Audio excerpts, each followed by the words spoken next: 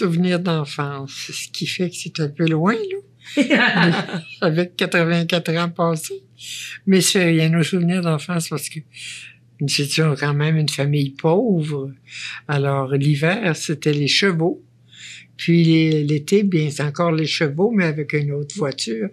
Puis on allait chez ma grand-mère. Ça, c'était nos récompenses. On allait chez ma grand-mère maternelle. Puis quand on arrivait là, c'était la fête. Parce que mon grand-père était sourd et aveugle. Pas de naissance. C'était arrivé là, subito presto comme ça. Puis quand on arrivait là, il se rendait compte qu'il y avait beaucoup plus de mouvement. Il disait, je pense que la famille à Lucien est ici, là, parce que j'entends des pas. Puis c'était nous autres, ça. Puis on avait le droit de tout faire, là. On était quand même bien élevés, là, mais quand même, on était à l'aise chez eux. Oui. Je trouve ça très beau parce que vous disiez on était quand même pauvres puis tout ça, mais c'était pas la solitude, vous manquiez de rien, c'est pas la pauvreté. Jamais. Mon père était fermier, alors on ne manquait jamais de rien, même de viande, de tout. On ne manquait de rien. Ma mère faisait des conserves. Alors, jamais, nous autres, même dans le temps de la guerre, là, on manquait de rien, nous autres. On connaissait pas ça, mais on n'était pas riches. Ça fait rien.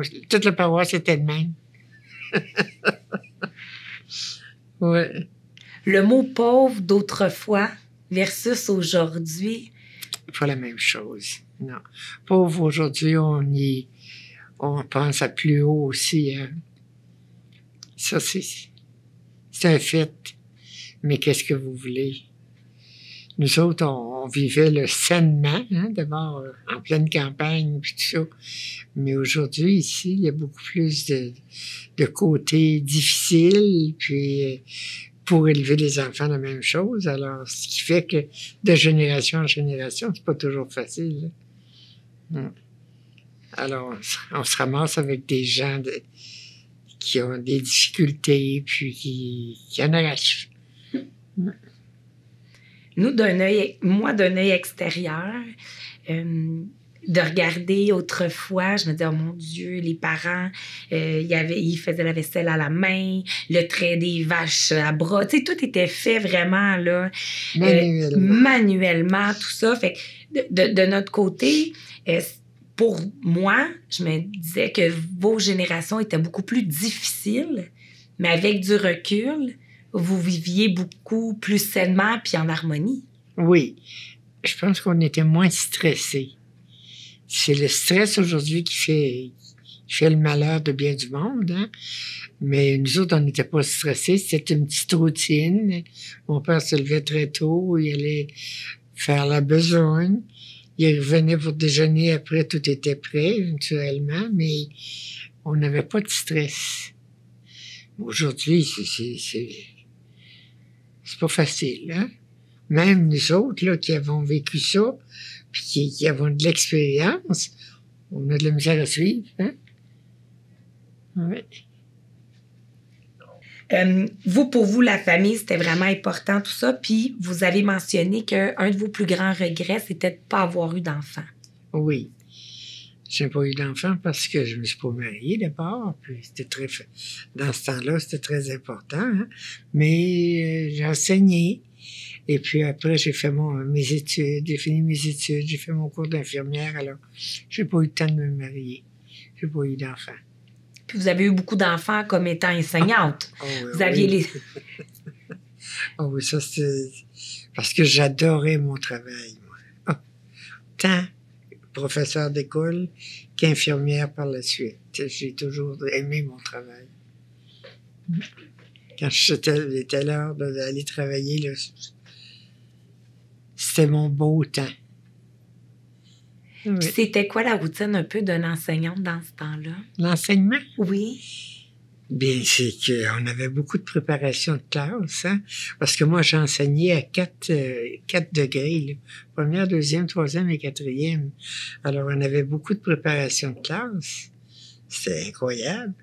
Et puis, de correction, puis des choses comme ça. Alors, puis quand j'étais en classe même, bien là, d'occuper ces 4 cours-là, là, c'était pas facile parce qu'il fallait penser à nos petits jeunes là, qui commençaient puis qui avaient aucune expérience. Alors, il fallait leur aider beaucoup plus que les autres. Alors, il fallait que tout soit préparé en ligne de cause. On a toujours fait ça. J'ai enseigné 4 ans.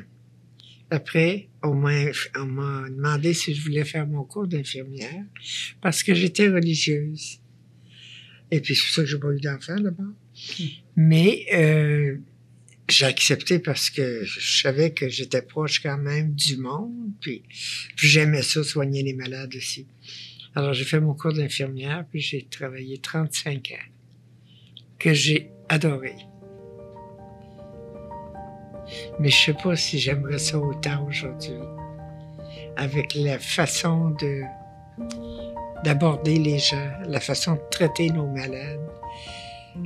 Je pensais que j'aurais de la misère, oui. Mais dans ce temps-là, nos malades, c'était notre priorité, hein? Alors, j'ai bien aimé ça.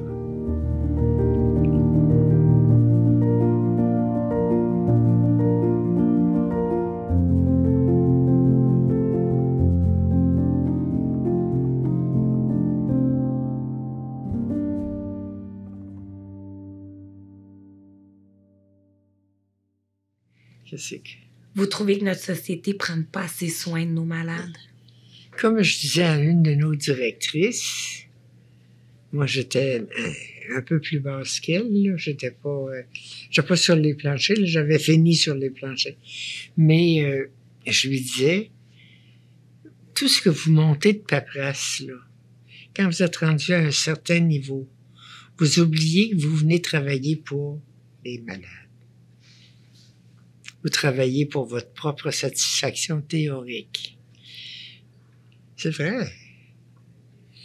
Moi, je pouvais pas admettre ça. Puis quand ça faisait pas mon affaire, je le disais.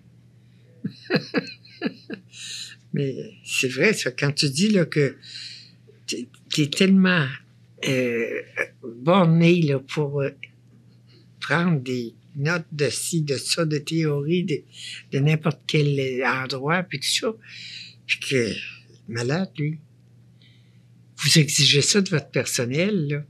Alors, le personnel, ils viennent, ils sont plus capables d'en prendre, là.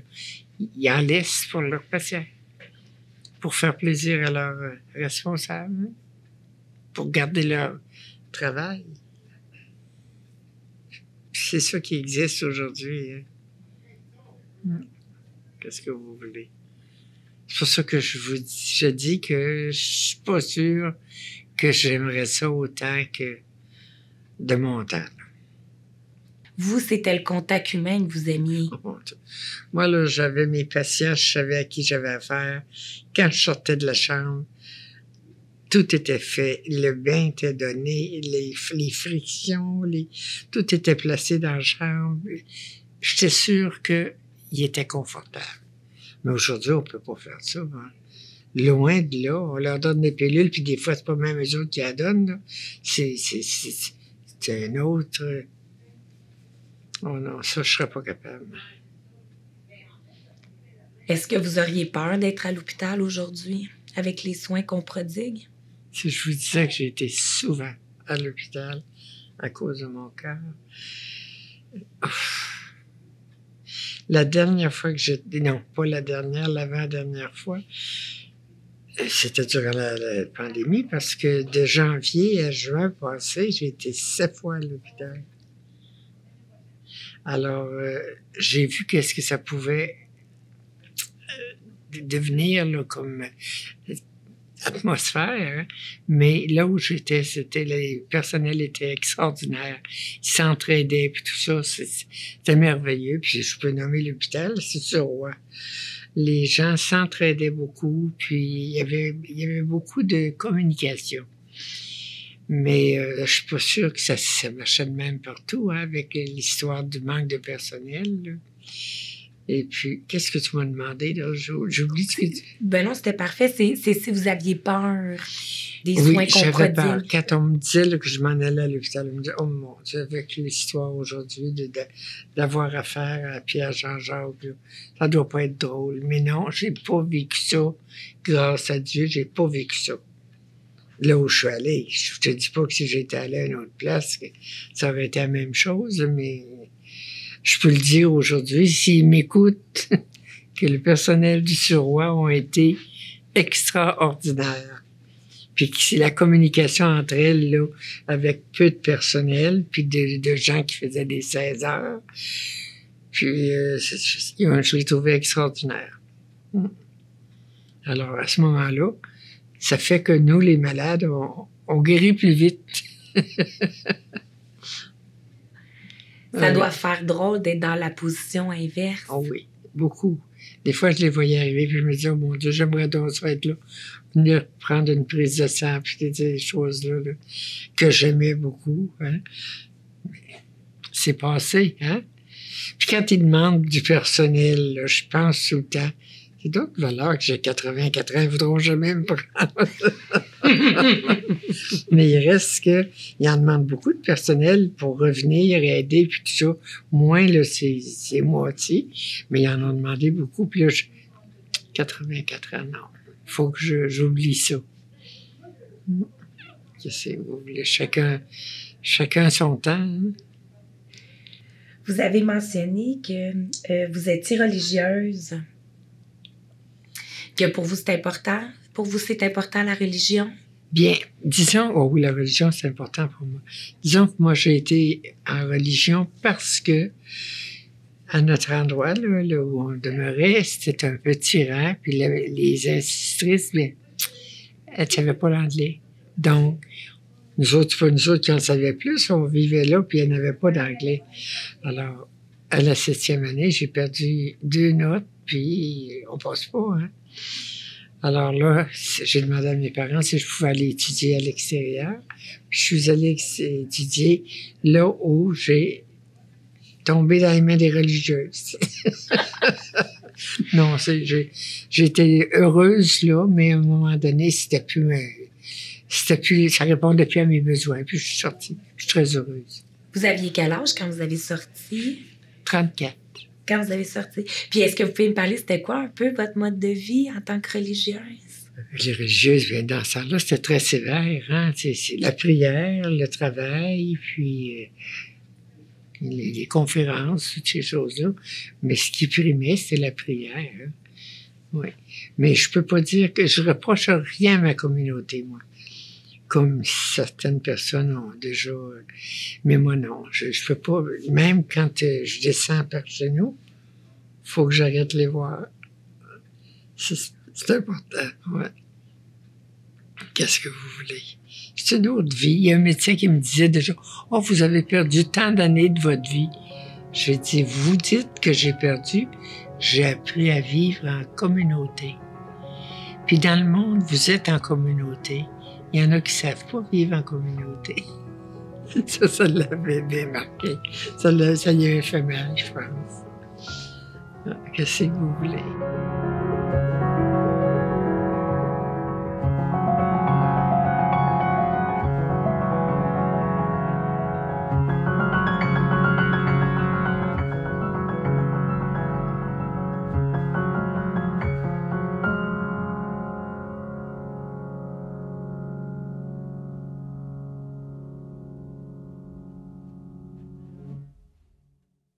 C'est quelle valeur que la génération future devrait avoir pour que ça soit un monde meilleur, d'après vous?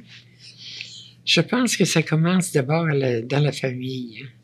Là où les parents soient capables d'être présents pour leurs enfants puis les diriger. Souvent, pourquoi qu'un enfant tourne mal?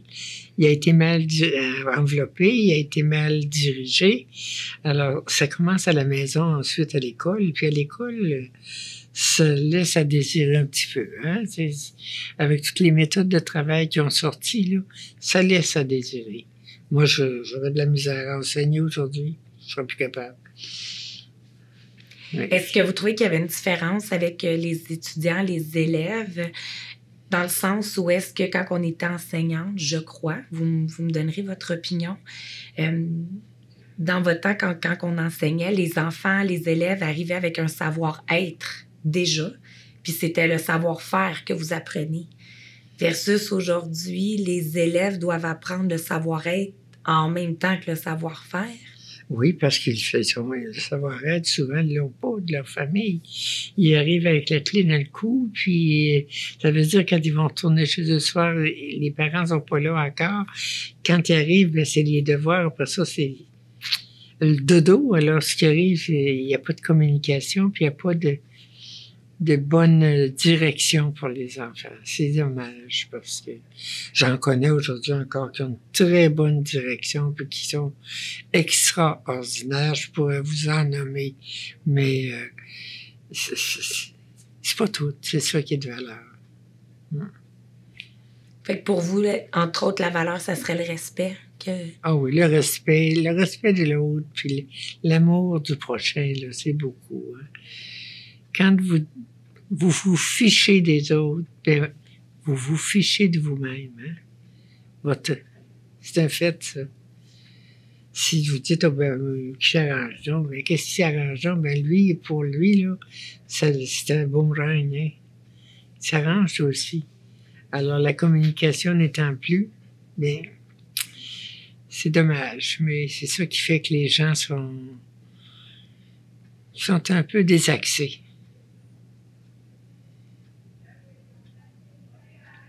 Vous parlez du stress, tout ça aussi qui n'aide pas dans tout ça. Est-ce qu'il y a une boucle à faire avec la technologie, la consommation excessive? Oui, oui, c'est sûr que le stress, il n'aide pas. Hein? Puis qui n'est pas stressé aujourd'hui, là? On l'est peut-être tout un peu trop, mais il y a un moyen de s'en sortir. Moi, je vois des gens, des fois, là, qui sont croyants, puis qui sont calmes. Ils sont très, très... ils sont proches des autres. Ça, c'est important. Hein? Moi, quand je vois quelqu'un on croise quelqu'un, puis qui sourit, ça fait ma journée. Mais quelqu'un qui ne sourit pas, puis qui vous ignore, pas parce que je suis là, mais je trouve que ça fait pitié. Ça fait pitié parce que déjà, elle souffre, ça sourit pas, il y a de quoi qui marche pas, là. Puis, elle transmet sa souffrance aux autres qu'elle rencontre. Ça, c'est mon idée, hein. Mais c'est contagieux, comme vous dites. Un peu le bonheur est contagieux, mais comme la souffrance, comme vous dites, veut pas, ça l'amène une atmosphère, une ambiance. Est-ce que vous priez beaucoup encore? Est-ce que c'est quelque chose qui est resté inculqué dans votre routine? Disons que c'est un état de vie, moi. Je ne dis pas que je prie tout le temps, là, loin de là, mais je vais offrir ce que je vais avoir à faire, surtout si c'est des choses qui sont en contact avec d'autres personnes ou quelque chose. Je vais l'offrir, mais puis ma prière du soir, c'est bien important, puis j'en ai du monde dans ma prière du soir. Vous priez pour des gens que vous connaissez? Ah oui, puis tous ceux à qui j'ai promis que je priais. Ça, là, c'est important. Je suis sûr que je n'oublie pas, mais je peux pas te les nommer, là. Oh, ça, c'est bien. Vous priez pour les autres. Oui, oui. Je le fais, puis je vais le faire jusqu'à la fin de mes jours, parce que c'est dans mon... Ouais. C'est en dedans de vous. Oui, c'est en dedans de moi, ça.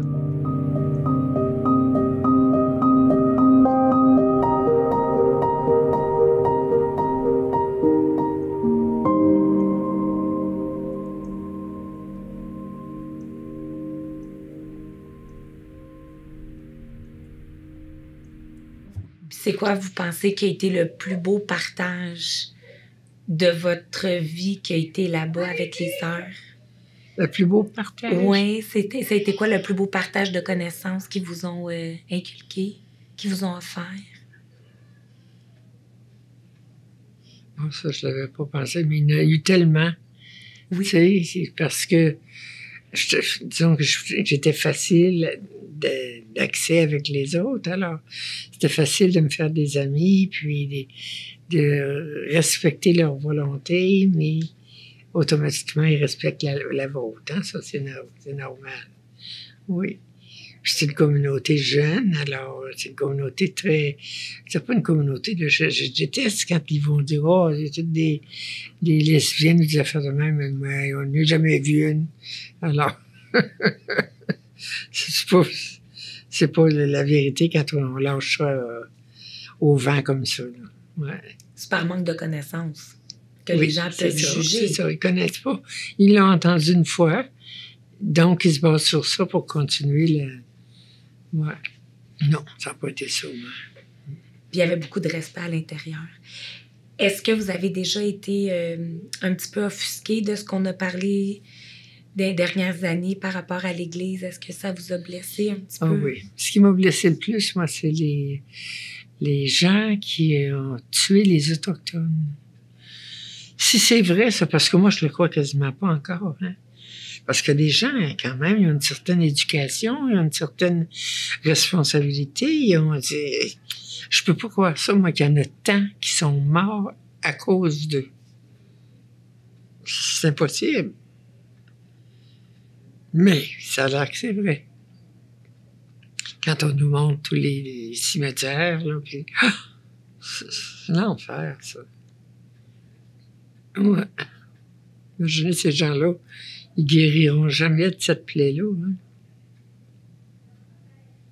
Hein?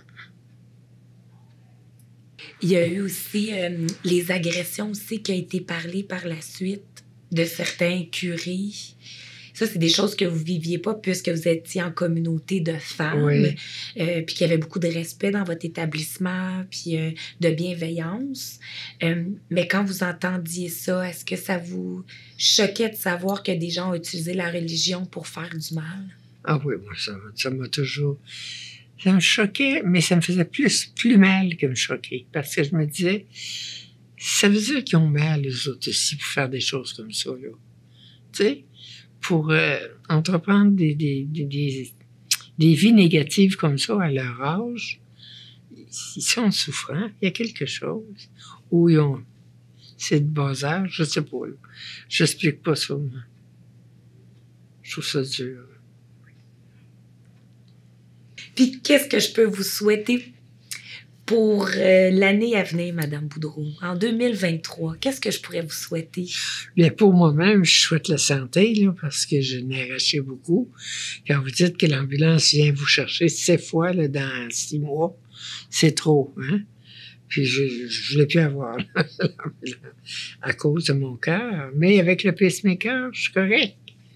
Mais je suis obligée d'y retourner pour l'agencement des médicaments avec. Alors, c'est pour ça que j'étais obligée d'y retourner si souvent. Donc, là, je souhaite la santé. Puis je souhaite aussi qu'on continue même qu'on augmente l'amour entre nous autres, là, tu sais. On est une famille, en réalité, ici, nous autres, là. C'est sûr que c'est une famille qui a été élevée un peu partout, mais on est une famille. Puis quand j'en vois une ou un qui est hors de la famille, bien, je trouve ça de valeur. Ouais. Ça pourrait être mieux.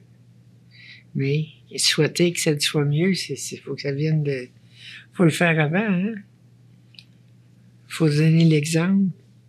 Pas toujours facile. Je suis un être humain, moi aussi. Je vous remercie énormément, puis vous m'apportez beaucoup de réflexions sur le pouvoir qu'on a, nous, pour le bien de soi, mais que ça passe par le donner aux autres. Okay, je trouve ça très beau. Oui. Je vais le retenir dans mon prochain. Faut pas se plaindre, hein? Faut plus donner aux autres, puis après, on recevra le bien qu'on a donné.